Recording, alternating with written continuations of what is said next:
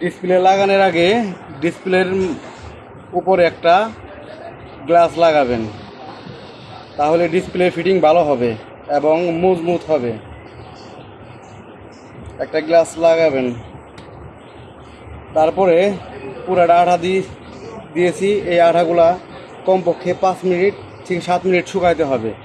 আর এই যে আঠাটা ক্যামেরার এখানে এখানে আঠা দিতে হবে। এই যে আঠা দিয়েছি আমি, এই আঠাটা কমপক্ষে 5-7 মিনিট শুকিয়ে তারপরে ডিসপ্লে বসাতে হবে। এই আঠাটা না দিলে ক্যামেরায় অবশ্যই ময়লা ঢুকবে।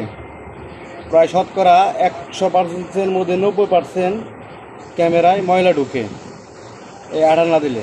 পুশ করুন।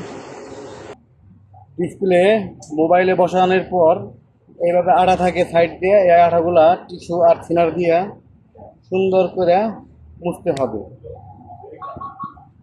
মোছার পর মনে হবে যে এটা অরিজিনাল ডিসপ্লে মেশিনের ফিটিং।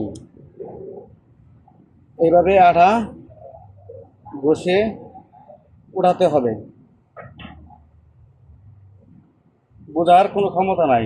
অনেক সুন্দর ফিনিশিং আসবে, দেখছেন? অনেক সুন্দর ফিনিশিং আসবে।